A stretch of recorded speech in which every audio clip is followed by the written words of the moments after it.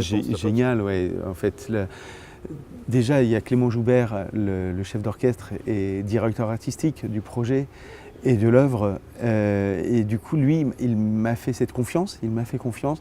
Donc, et avoir ces moyens-là, ces moyens techniques, ces moyens financiers pour pouvoir travailler, monter ce projet, c'est une vraie chance, un vrai privilège. Donc, j'essaie d'être à la hauteur de ça, de cette confiance. J'essaie d'être à la hauteur de tous ces gens, les bénévoles, les chœurs, tous les gens qui s'investissent dans le travail, les élèves.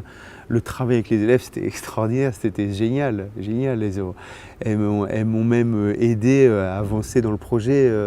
À leur manière à elles, à leur façon à elles, parce qu'elles parlent avec leur cœur, elles parlent vraiment avec ce qu'elles sont. Et le premier contact avec elles, c'était « Non mais Franck, c'est pas possible, hein, une œuvre comme ça. Lui, c'est un gros connard, et elle, c'est une cruche. Non mais attends, on peut pas faire ça. » Et vraiment, ça parlait. Alors, qu'elles aient tort ou qu'elles aient raison, mais en tous les cas, elles parlent avec leur cœur. Et c'était très chouette de cette avancée. Et c'est pour ça que ce décor, du coup, il est comme ça. C'est-à-dire, il y a du granit, c'est l'homme, la masculinité, c'est lui. Et il y a la coulée de lave, c'est elle. Et la coulée de lave fait fondre le granit.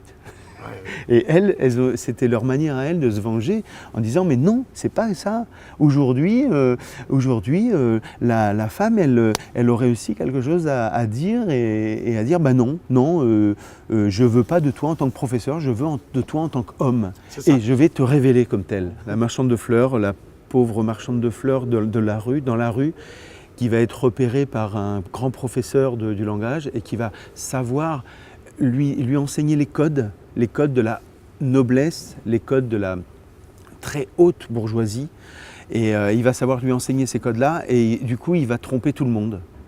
Il va réussir à faire passer cette marchande de fleurs pour une princesse. Et oui, il va réussir ça. Dès mes années conservatoire, où Jean-Claude Cotillard, donc mon professeur, de l'époque au conservatoire, qui est mon mentor, qui est celui qui m'a vraiment appris énormément. Il me prenait donc tout de suite pour faire des travaux avec les musiciens. Donc c'est comme ça qu'on a monté Pierre le Loup, c'est comme ça qu'on a monté le Carnaval des animaux, c'est comme ça qu'on a monté différentes œuvres musicales ensemble. Tu as travaillé avec les Jeunesses musicales de France. Oui, et ensuite et après le travail avec les Bombec, avec donc Florent Héot, les Bombec, la bande de potes, l'ensemble de clarinettes, et on a fait ensemble ce travail de Tempête sur les Anges, qui après a connu le succès qu'il a connu. Et donc les JMF, oui, ont commencé du coup à me repérer comme un metteur en scène possible des musiciens, et du coup ils m'ont engagé sur différentes créations que je faisais au Moulin d'Andé. C'était génial ce lieu, le lieu où a été tourné Julie Jim.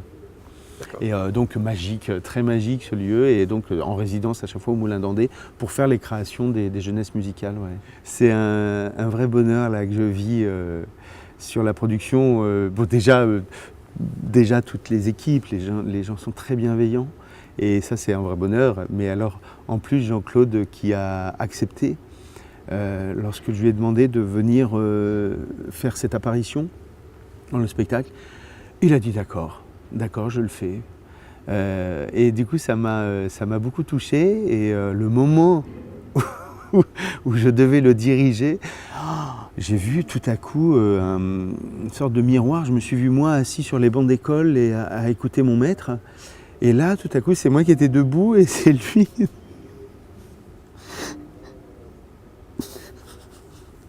En fait, ça reprend. C'est voilà. Con. C'est con. Alors, tu es rayonnant, tu es déjà ému et je pense que tu vas encore être plus ému le soir de la première et avec tout le monde. Oui. Ouais. Ce spectacle est très très beau. Il a une rayonnance, mais parce qu'il part encore, comme je disais au départ, hein, c'est-à-dire que c'est vraiment ça part de jeunes et la jeunesse parle avec son cœur.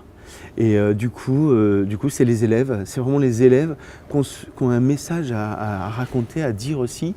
Et l'idée est de pouvoir les écouter et d'essayer de suivre aussi ce travail-là. Du coup, ça fait quelque chose de très brillant, très actuel. Puisque là, je vous ai raconté l'acte 1 où Eliza, donc le personnage principal, y arrive, devient princesse, effectivement, mais l'acte 2. Est-ce qu'elle est vraiment heureuse?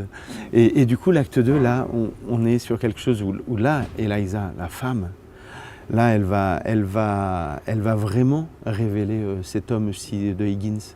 J'ai deux personnages principaux, en fait. Un personnage principal dans un scénario, c'est celui qui se transforme. Et là, Eliza, oui, elle s'est transformée de vendeuse de fleurs en princesse. Mais Higgins, il va certainement se transformer aussi de professeur, donc de professionnel, en homme, et en homme qui va aimer aussi, et qui va aimer les femmes.